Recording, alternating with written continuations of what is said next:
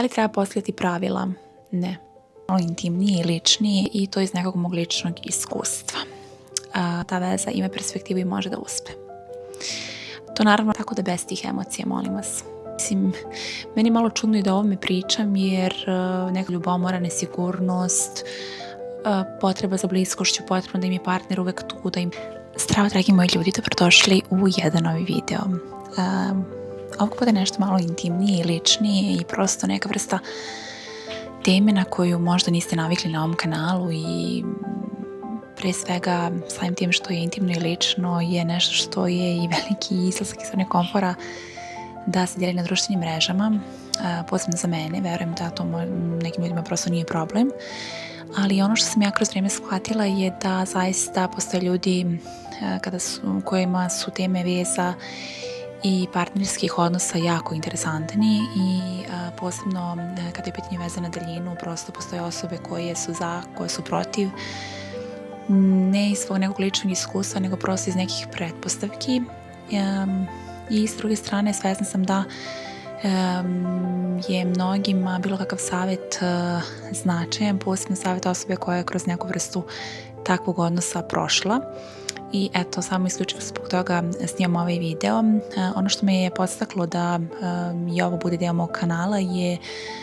su zapravo prosto iskustva mojih bližnjih prijatelja koji su neretko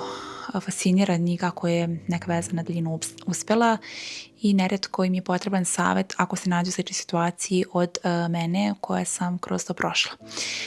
Isto tako smatram da ovaj video može biti koristan mnogim ljudima koji se nalaze u nekom možda životnom raskršću trenutno, a kada su u pitanju partnerski odnosi na daljinu, tako da eto, nadam se da će vam biti interesantno i prije svega korisno i s velikom verom u to snimam ovaj video.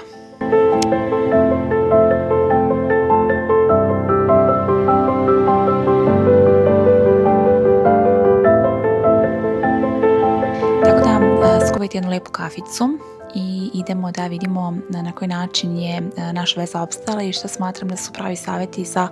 osobe koje se trenutno nalaze u nekom vrsti dileme da li se upuštati u to ili ne, kako bi nastavili eto dalje ili prosto toga odustali.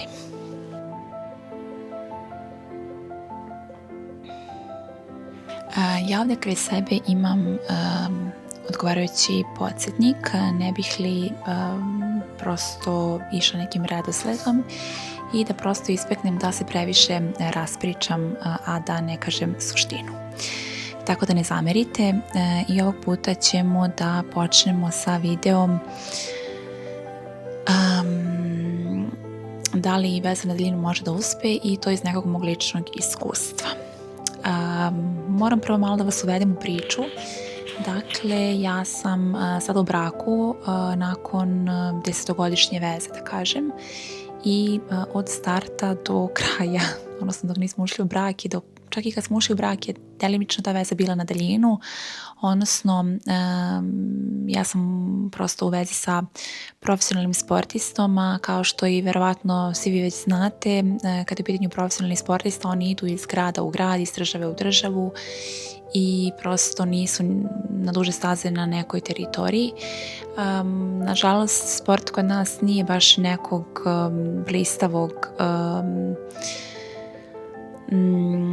blistave budućnosti i onda većina naših sportista gleda da bar deo svoje karijere provede u inostranstvu, pa isto tako je i moj sadašnji suprug. Mi smo čak i vez otpočeli na daljinu, tako da eto, to mi je nekako ukratko priča zašto ja uopšte pričam ovaj video. Vratit ću se malo na naš život, obzirom da o tome nisam pričala i nadam se da se ovaj video neće otegliti. Moj suprug je prvenstveno radio i živeo u Srbiji, ali nikad u mom gradu. Nakon toga je otišao za Sloveniju, zatim se ponovo vraćao u našu državu i to je bio period kad sam je završavala fakultet i kad je bila velika prekretnica u našim životima. Šta ćemo, gde ćemo, kako ćemo prosto organizovati naš budući život i onda je otišao za Nemačku. svi već verovatno znate da sam ja u Nemačkoj trenutno i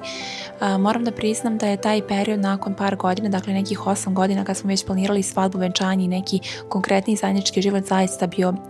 psihički teži, jer pored toga što mi još uvijek nismo živjeli zajedno i nismo imali svoju porodicu, dakle nismo formirali svoju porodicu, nas su morali neke ovako životne stvari, mene konkretno posao, njega konkretno gde sledeće godine, šta sa sledećom sezonom. Inače, veza sa profesionalnim sportistom je uvek takva. Uvek pred kraj sezone dođe to pakleno razmišljanje i taj neki stres i neka nesigurnost šta će biti naredne godine, da li će se nešto pojaviti, gde ću živjeti, kako ću živjeti, s kim ću živjeti, kakav će mi biti ekipa, da li će mi ugovor biti dovoljan ili neće biti dovoljan. I to je zaista neka mana kada je u pitanju život sa sportistom, odnosno veza sa sportistom, ali o tome ćemo nekom drugom prilikom. Elem ostao je na duže staze u Nemačkoj, pa smo rešili da i ja počnem učenje jezika i da dođem ovde. Ono što probitno moram da kažem da prosto postoje osobe koje sa takvim mindsetom treba da uđu u vezu na daljinu, da će to prosto biti takva veza. Ne treba previše očekivati da se ne biste previše razočarali, jer prosto mislim da postoje ljudi koji mogu to i koji ne mogu to i mislim da je to glavna razlika. Postoje ljudi koji zarad nekog višeg cilja mogu da budu u vezi na daljinu i spremni su na kompromise, pritom im je konkretno život ispunjen i to što nemaju partnera kraj sebe neće da ih odvoji od suštine jedne veze. Tako da to je u suštini cijela poruka videa da je neophodno da ste svesni i da imate veliku želju, volju i motivaciju da budete u vezi na daljinu. Ono što je nama bilo značajno da nam je život zaista bio prepun obaveza i uz cijel taj odnos smo zapravo svesno ušli sa tim da ćemo biti razdvojeni i da prosto naša organizacija mora da bude na 150% kako bismo uspjeli da održimo takav odnos, a da sa druge strane sačuvamo naše živote, privatne živote, što psihički, a što funkcionalno. Dakle, mene je za svoj grad vezivao fakultet, njega je za to mesto u kom trenutno živi vezao ga posao i prosto mislim da je to glavna razlika između osoba koje to mogu i koje ne mogu. Ja stvarno sam svesna toga da postoje osobe koje ne žele uopšte da testiraju sebe u vezama na daljinu, što prosto iz nekih svojih karakternih osobina kao što su ljubomora, nesigurnost, potreba za bliskošću, potrebno da im je partner uvek tu, da im pruža svu moguću pažnju, i postoje osobe koje mogu da pristanu na kompromise zarad nekog višeg cilja. Druga stvar o kojoj sam htjela da pričam je upravo taj neki viši cilj. Od starta morate da imate viziju zajedničke budućnosti. Dakle, ne možete nekako da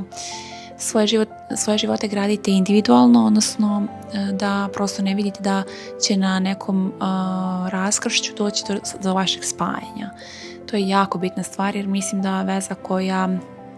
se gradi tako da će vaš partner možda doći u vaš grad, da očekujete da će on sigurno doći u vaš grad ili vaše mjesto, ili da će on očekivati od vas da ćete vi sigurno prijeći kod njega, dok vi paralelno gradite neke svoje živote na mjestu na kom ste, automatski je bezuspešna veza i mislim da se takvu vezu ne treba upuštati. Ja znam da mnogi veze tako završe. Nemojte biti previše optimistični u ovakve stvari, jer prosto mislim da samo i isključivo u situacijama u kojima gradite živote sa nekim zajedničkim vrhom, odnosno zajedničkim ciljem, odnosno sa ciljem zajedničkog života, ta veza ima perspektivu i može da uspe. To naravno ne znači da ćete vi svoj život podrediti tom cilju, dakle sasvim je izvodljivo da vi završavate svoje neke obaveze neke životne obaveze kao što je recimo fakultet, kao što je recimo sezona u sportu, kao što je neki projekat na kom ste, ako u nekom budućem trenutku vi mislite da možete da zajedno živite, funkcionišete i da stvarate porodicu. Treća stvar koja mislim da je jako bitna su karakterne osobine. Dakle, generalno ja ne podnosim ljubomoru i sve te neke posesivne emocije, zabrane. Mislim, meni je malo čudno i da o ovome pričam, jer nekako u mom okruženju, u mom društvu, u mojoj bližoj i široj sredini se to nekako podrazumeva, ali kako vrijeme prolazi, kako ja postajem starija, to postajem zapravo i svesnija koliko su zapravo te neke emocije zastupljene u društvu i koliko ima nekih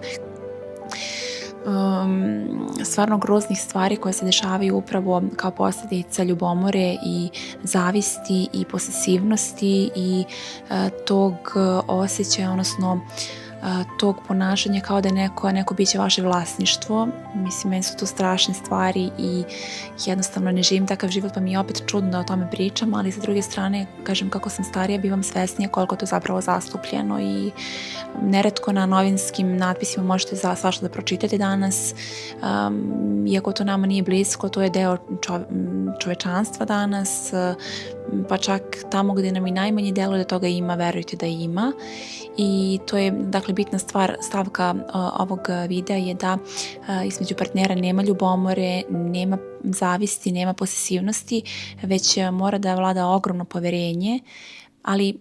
prvo moram da naglasim, to je zapravo prvo poverenje u vas, odnosno da ste vi svesni ko ste i šta ste i da ste vredni te osobe sa kojom ste, i mislim da međusobno poverenje zapravo potiče iz toga da vi zaista vredite toj osobi sa kojom ste, ali to zapravo potiče od toga da vi vrijedite sami sebi, jer samo osoba koja je nesigurna u sebe, koja smatra da nije dovoljno dobra, koja smatra da koja ne radi na sebi, može zapravo da bude ljubomorna i nesigurna u to da će partner sa njom ostati, a iz toga proističe, kao što sam već pomenula, ljubomora i sve te neke ružne emocije koje stvarno mogu da naruše vezu, i najobičniju, a ne vezu na daljinu. Tako da bez tih emocija, molim vas.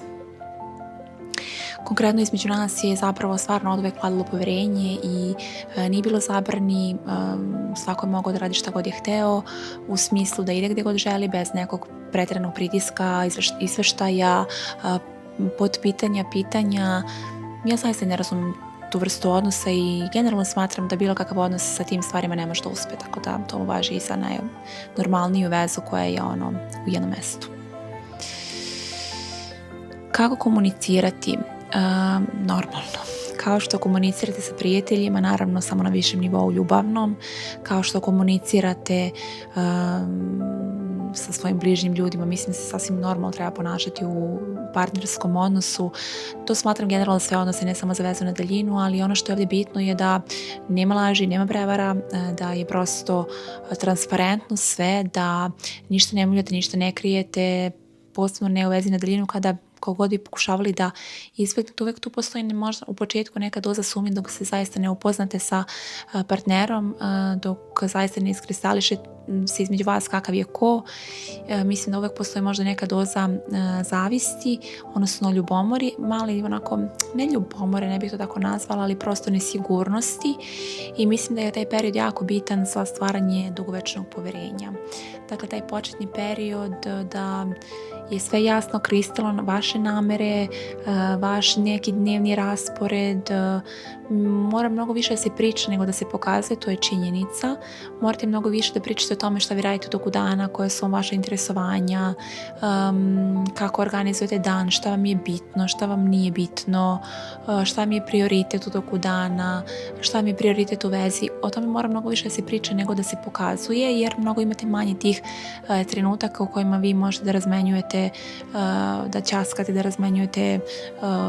delima pokazujete ono što je vama bitno i ono što ste vi, nego što to možete u komunikaciji. Tako da eto, sa te strane bih možda rekla da je u komunikaciji bitnije i morate mnogo više da koristite te neke gadžete poput društvenih mreža, poput telefona, poput prosto neke elektronske komunikacije u odnosu na komunikaciju uživo. I samim tim morate možda malo više se potrudite prilikom izražavanja, prilikom shvatanja poruka, shvatanja nekih znakova u komunikaciji, jer opet kažem, to je, da kažem, mana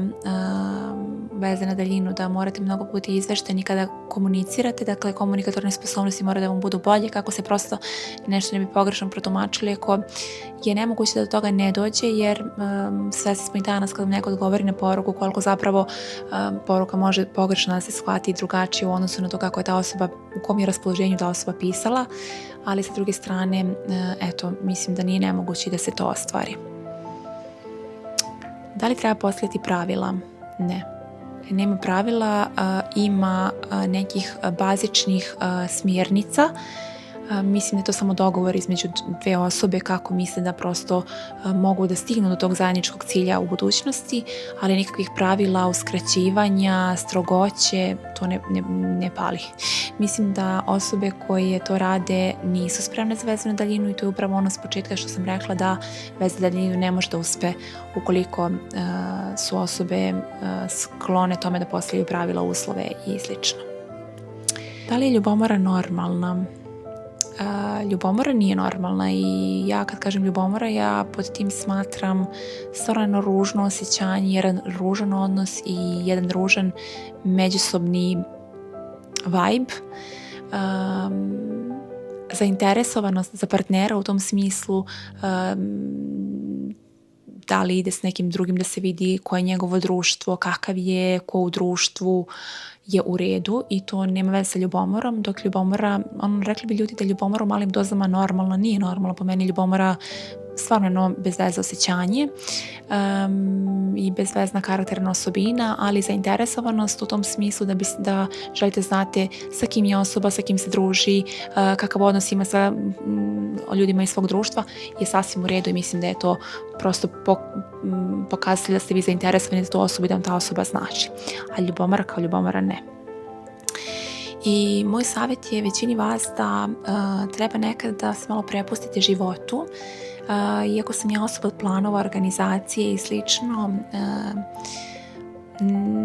verujte da sam svojim nekim iskustvom sebi dokazala da ne možemo sve da isplaniramo i da možda nekad i kad nešto ne dobijemo, to je zarad nekog višeg cilja. S druge strane, neke stvari koje su se desile neplanirano su zapravo veliki uspesi nama. Sad ne znam da ste me dobro shvatili, ali probat ću da ponovim. Dakle, neke stvari koje niste planirali, koje vam nisu bile na tom spisku ciljeva za tu i tu godinu ili na nekom životnom spisku ciljeva, da se dese baš u tom periodu, su se desilo u najbolje moguće vrijeme i sad stvarno pokušam sebi da ugraviram tu misl da šta god mi se desi u životu, a ovo vam stvarno najiskrenije govorim, sve se dešava zarad nekakvog višeg cilja i to što u nekom trenutku niste dobili nešto što ste želeli, što ste nešto jako želeli, govorim stvarno o nekim jakim stvarima, velikim stvarima, sigurna sam da za vas postoji nešto bolje, pa makar nešto loše što vam se desi, ima razloga zašto se desilo i to ne pričaju ljudi bez razloga, samo treba na taj način da pristupite životu. I već sam u jednom videu već pomenula da i neke loše stvari se dešavaju samo zato da bi vas trgle i da bi vas izvukli iz te tog nekog života u kojem vam se stalno dešavaju onako malo loše stvari dok se vi na njih prilagođavate kako biste zaista prešli neki veći, viši, bolji nivo. I eto,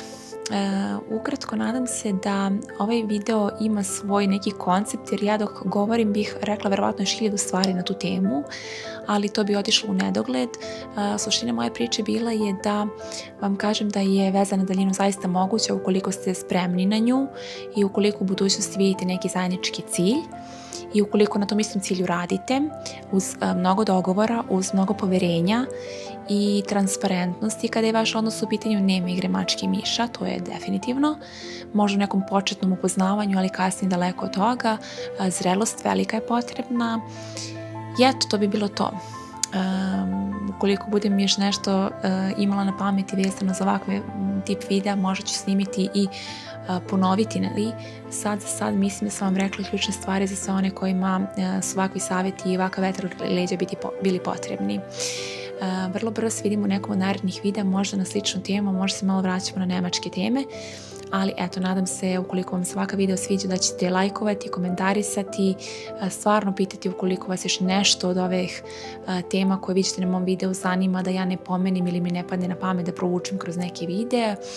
Tako da radujem se vašem feedbacku i subscribeujte se, vas ništa ne košta, meni zaista puno znači i hvala svima onima koji su u sve većem broju na ovom kanalu. Ljubim vas i budite mi dobro do narednog videa. Ćao!